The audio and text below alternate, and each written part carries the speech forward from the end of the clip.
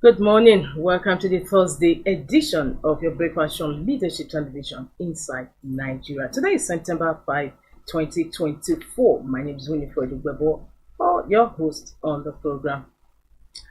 On this first segment of the program, as we normally do, we like to look at front headline stories of some select national newspapers, including Nigeria's most influential leadership.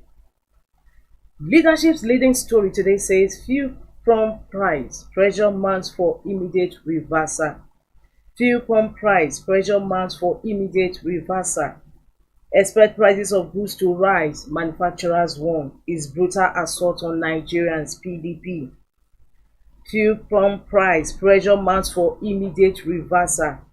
Expect prices of goods to rise, manufacturers warn. Is brutal assault on Nigerians, PDP. The leading story today, September 5, 2024 edition of Leadership newspaper.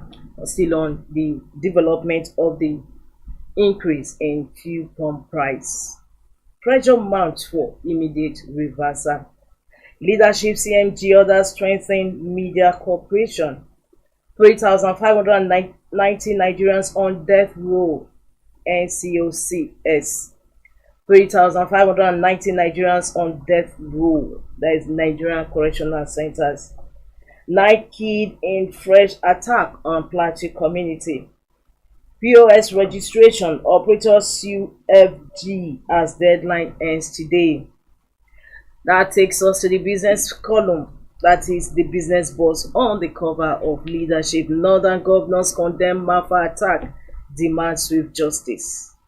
And above the masthead, Shettima inaugurates $115 million APM terminals upgrade. And Bill Gates says Nigeria must tackle malnutrition, food insecurity. Don't forget to get a copy of Leadership Level this coming Sunday, 8 September 2024. Level is an all-glossy, all-color, high lifestyle magazine, and it's out is an insert on Leadership Sunday. Don't forget to get a copy of Leadership Sunday this September 8, 2024. And from that we move to the editorial swiftly. Today's editorial is that the poor may breathe. That the poor may breathe. There is an editorial that captures the moment that the poor may breathe. And from that editorial we move to the back page where we have Nigeria's forgotten poor. Guest column with Abiodun Komolafe, Nigeria's forgotten poor, and why Leadership's stand says that the poor may breathe. Why the cover is on the hardship. Prices of goods that are expected to rise with this recent fuel pump price hike. With that, we also conclude today's review of Leadership. For more, log on to the website of Leadership, www.leadership.ng. From Leadership, same situation story on the price hike. We'll start off with Vanguard. Vanguard says petrol price hike, Lachima, SCCI, NECA worry over jobs economy. Hike in price face to improve supply, clear queues. Lachima OPS worry over impact on businesses, citizens. Job losses, others loom, SCCI, ASVON. Hike will worsen poverty, NECA. Action Aid worries over pump price hike. Goods services to cost more, CTA. Higher inflation on the way, done. Kickers to that main headline story on petrol price hike. Northern leader says we are ready for change of constitution. That's a cherry one considering the opposition to it that has mounted over the years. Northern leader says we are ready for change of constitution. That takes us to the stories about the masthead of Vanguard. Power generation reverses gains, dips by 45.4% to 2,753 megawatts. However, the Minister of Power did say yesterday that it had actually increased to about over 5,000 megawatts. Today's story on Vanguard says it has reversed gains, dips by 45.4% to 2,753 megawatts. Shettima inaugurates $115 million upgraded West Africa containers terminal.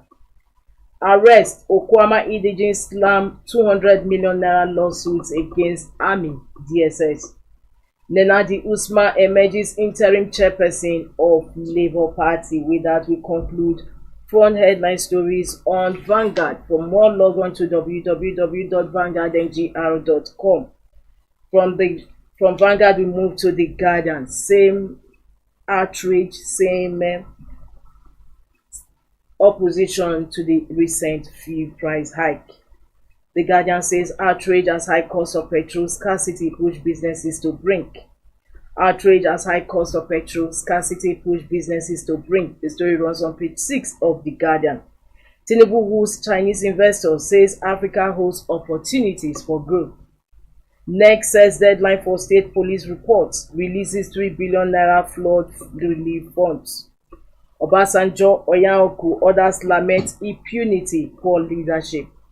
Obasanjo Oyaoku orders lament impunity, poor leadership. The story runs on page 5 of the Guardian.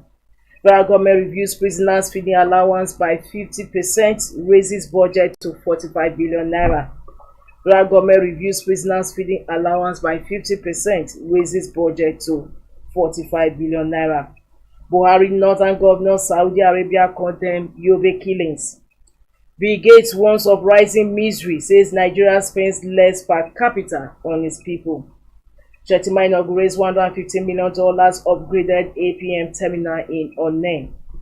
Over half of sponsored bills in National Assembly in last 1 year recycled. Over half of sponsored bills in National Assembly in last 1 year recycled. That concludes review of front headline stories on the Guardian. For more, log on to www.guardian.ng. From the Guardian, we move swiftly to the Sun, Daily Sun. Daily Sun's main headline story is still on the fuel price hike. It says commuters groan over fuel price hike. Transport fares soars. Commercial vehicles off-road as scarcity lingers. NAS the mass reversal plans nationwide protest.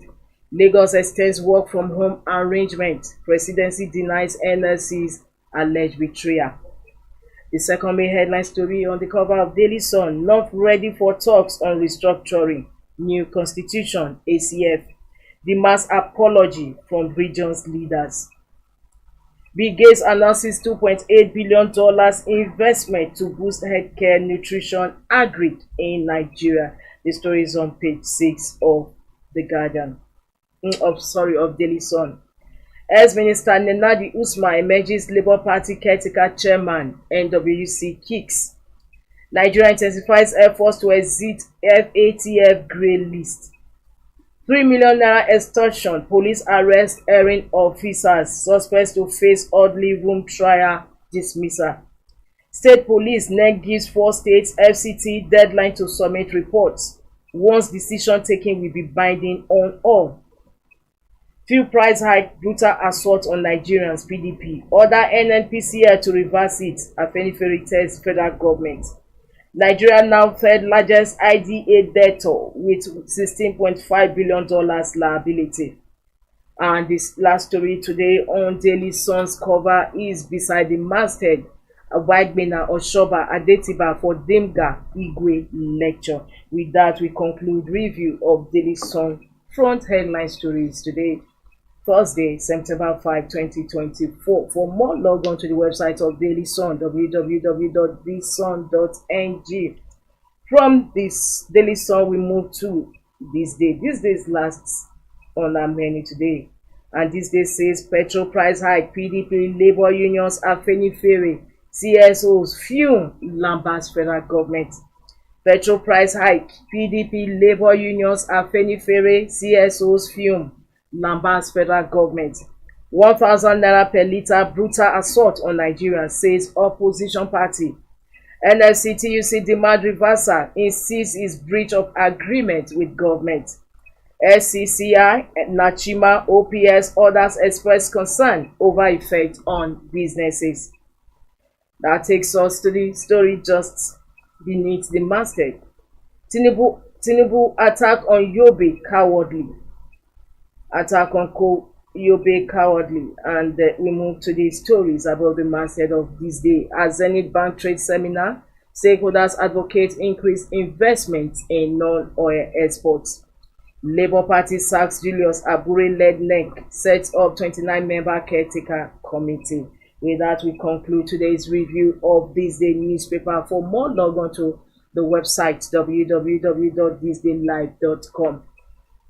From this day also, we'll conclude the first half of this morning program, Inside Nigeria, on Leadership Television. I have the second segment of the program coming in with our guest already in the studio. Don't go away, stay tuned.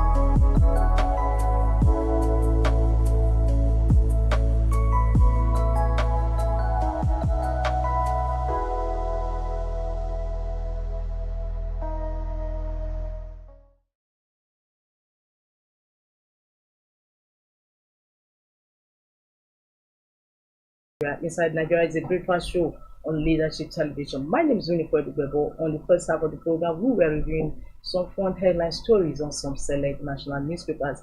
And right now, this second segment of the show, we're going to be discussing some of the trending news, including the most recent and still trending, the recent price hike in the sale of petroleum.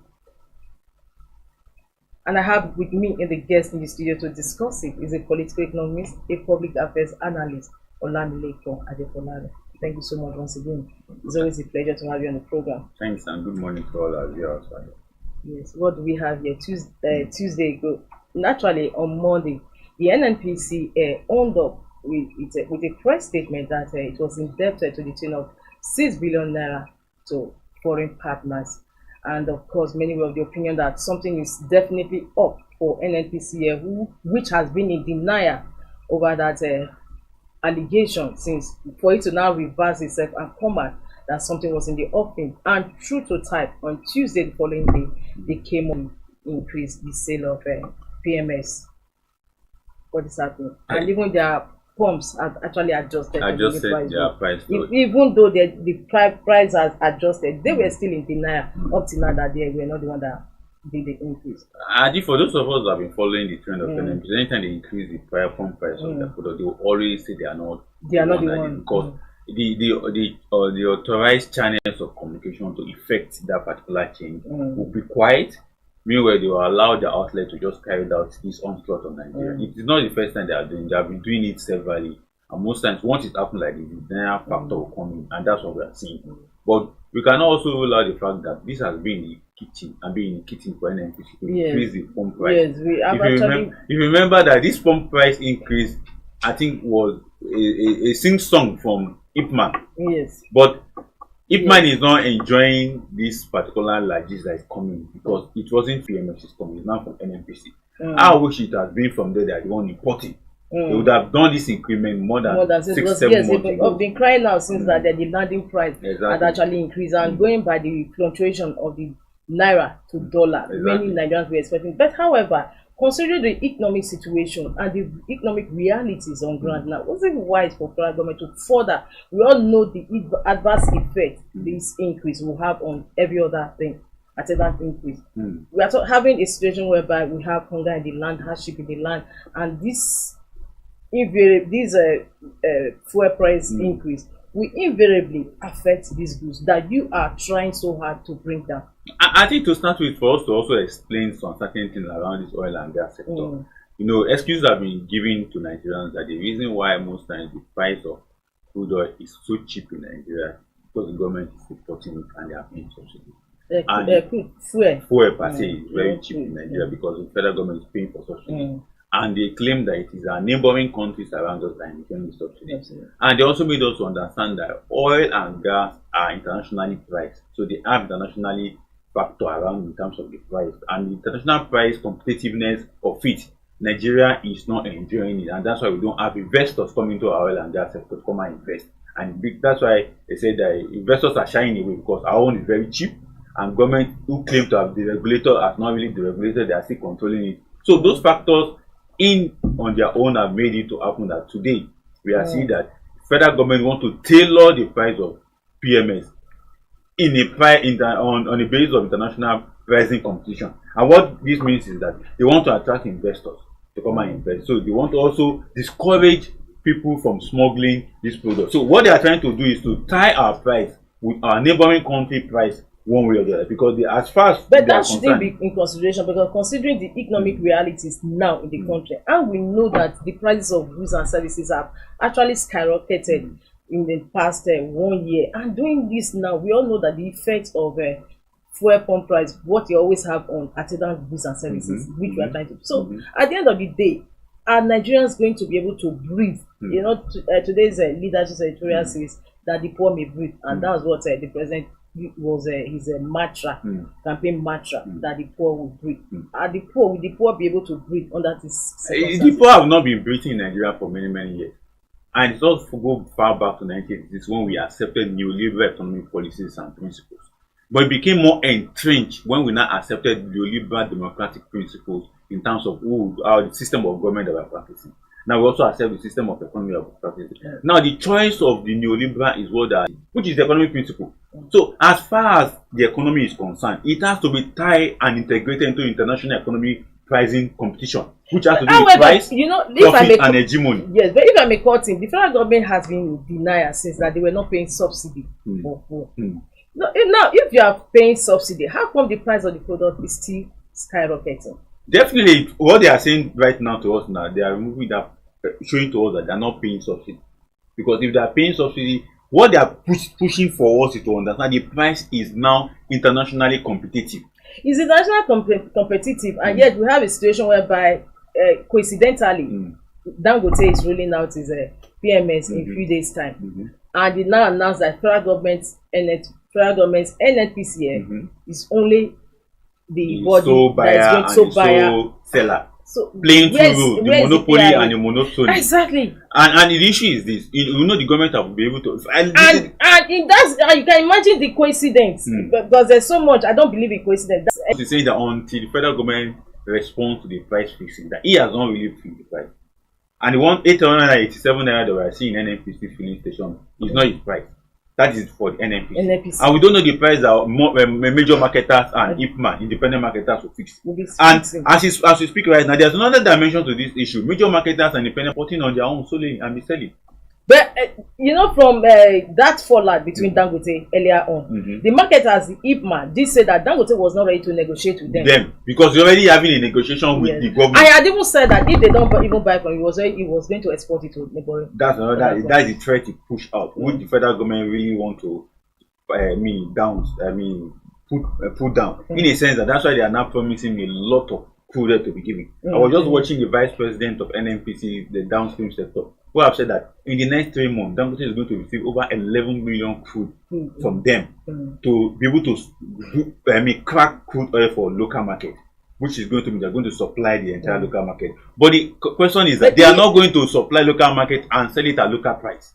That's you just took the words out of my mouth, because that was why I was going to interrupt and say that even if we are going to have the crude, the refined crude in high supply, but we are still going to buy it at a higher price. Higher price, because the fear of the government is that if it comes down below to the welfarist system they want to the people are agitating for, it will be smuggled out.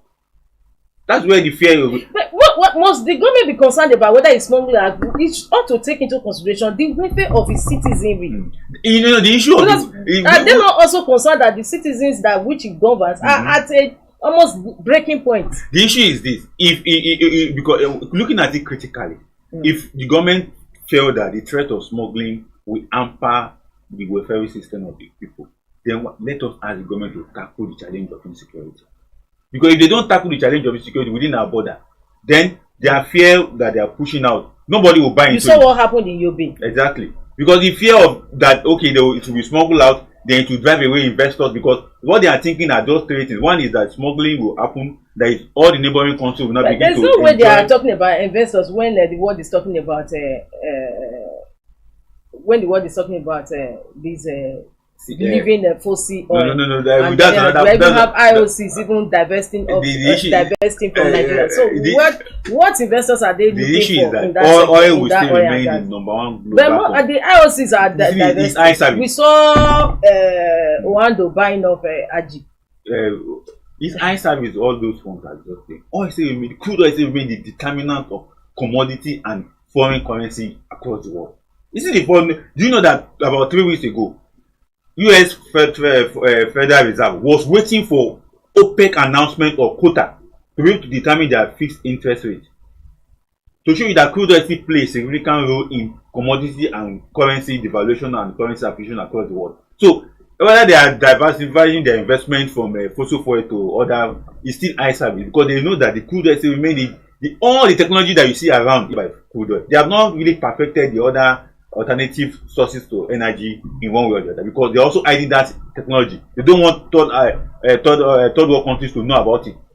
The solar energy that we are seeing, they are still hiding the technology. They don't want us to perfect it, because the moment they push it too much out, we are going to perfect. Just the way we perfect coal, just the way we're perfecting fossil fuel and other older energy sources that we are perfecting. So they are still hiding it. But on this issue of pricing of PMS in Nigeria, it's as a result of the neoliberal choice that we made. The welfare system that government is supposed to be taking care of, they are not interested, because they are only looking at price, profit, and hegemony because of capital accumulation. And the tax committee also came out to say they were increasing VAT from 7% to 10%. As a result of, the other day when we are here on this platform, I said the current government that we have is a fiscalist government. It's looking away from crude oil and is tackling revenue sources through what? Charges, fixed, and all manner of things they can raise money for. But on the aspect of VAT, it's going to be a good news, but it's also going to be a bad news. Good news in the sense that, so the federal government that they will have more. No. The federal government will not have more. The federal government, from the share of VAT, federal government will only have 10%. State governors and local government will have 90%. But the problem will not, the bad news will not be, how are they going to manage huge money that is coming from VAT? Because VAT alone in 2023 give us a lot of money, and in the last 8 years of Buhari, VAT alone was giving us a lot of revenue. So if they are not able to manage those revenue that is coming, there's no way we can say, okay, VAT has given us money and the 10% they are taking is also very good. But we must also be very careful. The people preaching this high rate of taxes for them are the neoliberal agents in the country. Just 2 days back, we heard what the leader of Microsoft World was saying, that our taxes is very low. That's what he said. And before now, we have, when VAT was 5.2%, it was an NGO that was singing the song that VAT must be taken to 7.5%. And now they are still the same people pushing for VAT to be taken to 10%. And they will be the same people that come out and say, poverty is Nigeria's poverty reading, not knowing that the people have been overtaxed. So we must be able to understand it. But that's why I earlier pointed that it's a mixed reaction. We're going to have more money, but what would the money be used for at the end of the day? But local government and state government will enjoy this new VAT arrangement if it comes to be. But it's still a suggestion. And I know a lot of people will kick against it going forward in this particular tax law that are bringing on board.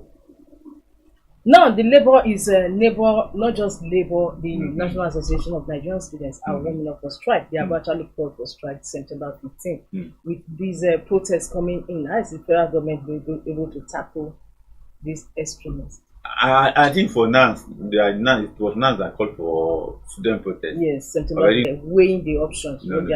Because for NANS, we know the protest of the student may not be too much, because NANS has been politicized, it has been bastardized. Now political now have the other NANS that they have been politicized, because most of the leadership of NANS are people who are aspiring to become House of Reps member in the next few years. So most of them are already injected into the politics. But for Labour know that they are the ones that push for this.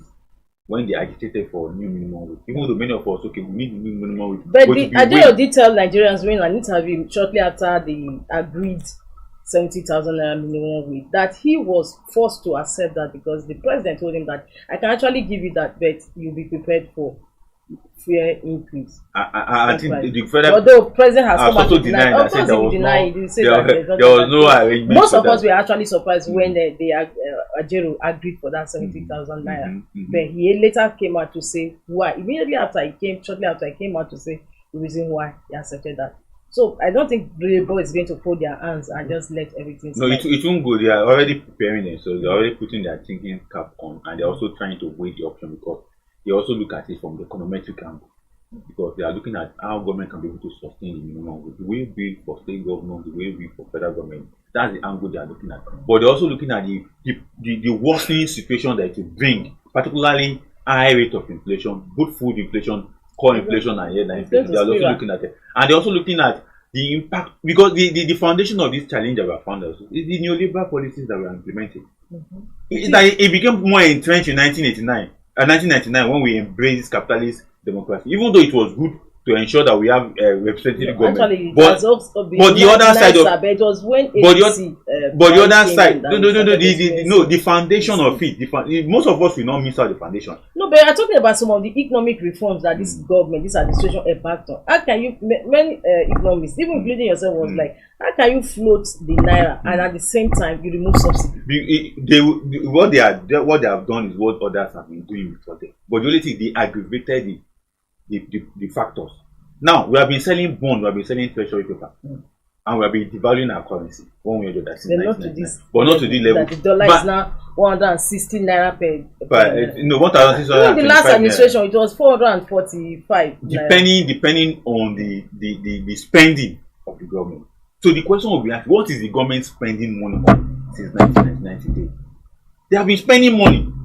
But nobody is asking the question. What are they been spending the money on? During the PDP era, at least during Jonathan's era, the dollar was 179 naira. Based on the value of just 177. Exactly. Based on the value of what we want and based on the spending power. Now we are putting our budget in trillions. During the PDP era, it was just billion. Now we are crossed. It was only Jonathan that crossed at least 6 trillion. But now we are having double digit in our budgeting. But before then, it was just billion. Highest 200 billion, 300 billion, 500 billion. But the moment we enter trillions, the spending changes. Last week, a friend showed me an analysis of our budget, and we saw a graphical presentation of what we are spending money on. Do you know that personnel costs and wage and personnel costs and overhead costs of government agencies is far too much to bear? Out of the 2024 budget, about 13 trillion is coming from deficit, borrowing. So when you now put all this together, you now discover that in the yesteryears we are spending small, but now we are spending so much, and the baggages of government spending is so wide. Contract and the rest of them is getting so wide. They are reviewing the contract here and there. So those are the issues. But the root cause need to be treated. If we don't treat the root cause, they will not be able to find solutions to this problem. And I think that's what Labour want to look at.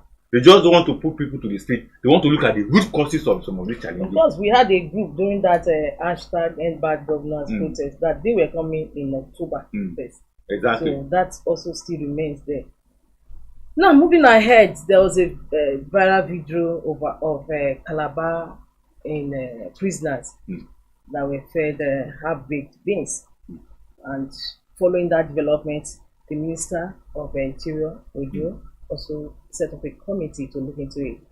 So there is one of the headlines in one of the papers says that federal government reviews prisoners feeding allowance by 50%, raises budget to 45 billion naira. However, critics are of the opinion that most of this money will still end up in the pockets of officials, and especially the procurement officers, the contractors, and the rest of them. What can be done is one thing to increase budgetary allocation for feeding of prisoners. There's another thing if the prisoners are actually having a feel of this budget. What can be done about it? Because it's a sorry sight. It's true. It's quite. We send people into correctional homes and we expect them to be reformed. Meanwhile, we put panshoko and malnutrition on their head. You understand what I mean? No, recently I was watching one of the videos on YouTube. I saw that one of these American singers before Salt Night. He's in the prison. Yes, he was jailed. For how many long years? He's still there. Yet he's still doing podcasts. He's still living life as if he's out. Because the system allow them to do that. Yes. But you also have to pay all those things. You will pay the taxes. Yes, you still pay the taxes. But here, how many of our prisoners are that celebrity kind in terms that they can do that? But the key issue is that we have done a lot of reform. It was because of this kind of malnutrition in prison sector that made them to change their name from prison to correctional service. Yes. Also increase their budget. Do a lot of things, including changing their uniform, providing operational vehicle for them. However, they have not increased their level of living. The bone of contention is how each of these prison management is carrying out their money from the top to the bottom. Because at the Abuja headquarters of the Nigerian Correctional Service, money can be released. So how are the zonal headquarters managing the money that bringing into them? Then the contractors, they contract to come and do the cooking and do the supply. Who are they? What are they doing? Because it all boils down to profit. I said something about price, profit, and hegemony. This is what runs Nigerian economy. Everybody as a businessman want to make profit. It doesn't care whether you are getting the right standard good or not. Now it is about that prison. They are cooking out big beans. Who know whether the beans now is Adamawa beans or one beans from somewhere that is done without oil, without onion, without pepper. You just pack everything and ask them to do it. So, and there was a time they said they were going to increase their feeding allowance from 150 to 200, from 200 to 500. I don't know with this 45 billion naira now whether it will be 1,000 naira per feeding allowance for them, either for morning, afternoon, and night. But what the question we are pushing out is that corruption is what has made some of these things to be so bad, to the point that we now have to showcase our prison as if it's not correctional service anymore, but a death home. Because once they consume that food, they will look malnourished, and before you know it, they'll be sick. And we'll be recording death. And if not far from that, we can also record prison break challenges, just like what happened in CR Congo some few days back. No, I thank you so much. Now the last issue we are looking at is on the issue of state police. The FG says some states are yet to submit their reports. State police then gives 4 states an FCT deadline to submit reports. Once decision taken will be binding on all. And it's also in that same vein, the North says they are ready for talks on restructuring and new constitution. It will be recalled that Emeka Anyan, who led a delegation known as the Patriots to President Bola Tinubu recently, where they demanded for a new constitution as the panacea for Nigeria's development. Now the North, who has always been opposing the constitution or restructuring, are coming out to say that now they are ready for talks on restructuring. What's your views on it? It's a good development that people want to talk, because calling for a new constitution is for people to gather, because what the Patriots were asking for is that we should have a conference that will talk about Nigeria, then we cannot present a new constitution. Just like what we had. But having a conference, many places were actually against it. That we've had, Nigeria has had series of conferences that have not led to anything. We have Confab, we have the one organized by Obasanjo, then Jonathan did it. So now maybe people are calling on Tinubu to, and I know Tinubu will definitely do a conference.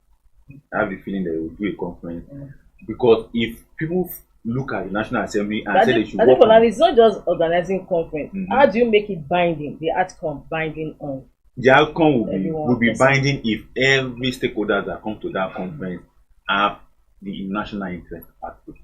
What happened in 2014 was, even though there was agreement somewhere or the other, but there were still some areas, gray areas, that people don't want the constitution to be amended. Maybe it's not that I say they are ready for new constitution. Maybe they are now repented. They want gray areas that they don't want in the past to be amended to now to be amended. Particularly state police, particularly resource control. Because these are the agitating aspects. You get it? So if they say they are ready for new constitution, meaning that they should also be ready for resource control and state police. And not only that, they should also be ready for a new arrangement to our political system, because what is happening right now, many people are not happy with the political system. Apart from the economic system that we have issues with, the political arrangement also, in terms of appointment, recruitment, people are not also happy.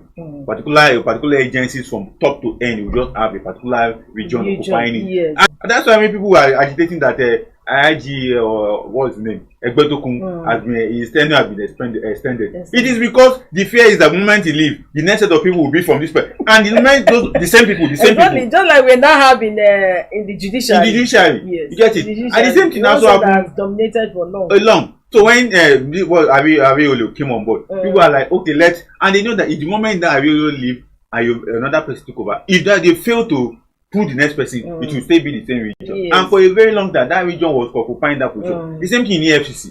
It was just of recently that even in FCT too. And we saw what the president did it for the ministerial position. In the DSS, the same thing. Yes. Although the DSS also have a balance, juggle it and make it up. So all these are the things. EFCC and the ICPC. So all these are the things that the people from the north need to be ready for. The ACF, the whatever, because if they say they're ready for growth, they also be ready for not just the economic reconfiguration of the country, including the political reconfiguration and appointment and recruitment. It's very, very important. But however, many people are of the opinion that the constitution or restructuring is not the issue. It's just about good governance, providing governance. Exactly. I share that. That's why people like us say it's not the constitution that is the problem. It's the implementer. And majority of the clauses in the constitution, it favor the ruling and governing elite of Nigeria. It doesn't favor the poor masses. One of the number one phrase in the constitution, the welfare of the Nigerian people must be the major responsibility of the federal government. Is it not PMS? Is it not the welfare of the government? Why are they shying away from it? Why are they refusing the foreign refinery to work? Now we are hearing that Port Harcourt refinery will start working in September. This September. Now 2 weeks ago they shifted the goalpost that till December. Now they are saying September. September when? Is it by September 31st or what? So the welfare and we also heard from them that they were looking for private investors. So I think maybe on this platform we should use it, or maybe a leadership will use it as an editorial and speak to NNPC that they should be having one line communication to Nigeria, because we're having several communication lines. But do you know there was a protest against the NNPC a few days ago at the Unity Park in Abuja, demanding for the removal of the NNPC. And you know what led to the protest? There was last week when I left it, there was a scuffle after a protest, after a press briefing. The money given to some CSOs was to be shared, but one person hijacked the bag of the money and wanted to run away, and they started fighting. So it was the other group that didn't partake in the money that came out to do protest in NNPC. So they also want, because they also want to collect them, because the other group, the money they gave them, the other group took it away. The other group now said, okay, since you have taken it, we will also go and do our own protest, so that Military will come and give us money. And that's what the band has been doing. Anytime there's a protest in NNPC gate, they will come and say, okay, it's money they need, they'll give them. And that's what they have been doing. So it has now become an entrepreneurship or entrepreneur for some CSOs to be. We know that they are fake CSOs, they are not really CSO per se. But NNPC on their own need to speak up. Have we normally call in communication 1 million line of communication. On Saturday, the group communication officer came up with a report and said they are writing something. All of a sudden, we saw on social media that it was a military that said NNPC is owing $6 billion. Meanwhile, it was not him, it was a press briefing that they released, or a press statement they released. But somebody claimed and said no, it was they saw him on channels talking. So it became a challenge to some of us that have been following that sector. So we need a one chain line communication so that we can know that if anything is coming out from NNPC, you can see the denial of NNPC about the price increase. Now they are now shifting the goalpost to their NNPC outlet manager. And the managing director have said that it was that particular communication didn't come from them. But how come all your outlets they change their meter price? And what they are claiming is that if any communication like that will come out, it will come from the corporate communication department of NNPC. So we are waiting for them to be able to put that in place so that we can understand. On this issue of restructuring, you say it's a good way to go. It's a good way to go, but are they ready for those things I've mentioned? Economic restructuring, political restructuring, resource allocation and distribution, so including recruitment, appointment, and the rest, because those are the things. Those are the issues. And we have given example. If you check a particular sector now, you will see that it is only one region that is there. Yes. And the more one group live is the same people. So we must be able to restructure all those things also. All right. Thank you so much. It's always a pleasure to have you on the program. Adekunle Well, we also have the pleasure of having him in company today to share more light on some trending issues in the nation. He's a political economist, a public affairs analyst. Thank you so much once again. And this is where we draw the end. We come to the end of today's program, Inside Nigeria. It was brought to you on Leadership Television. My name is Winnie Kodikobo. I look forward to seeing you for the last edition of the program this week. Same time, same station tomorrow. Until then, don't forget to join us for news on the hour on this same station. Thanks for joining us. Thank you for watching. For sponsorship and advert placements, please contact 080-3688-6158.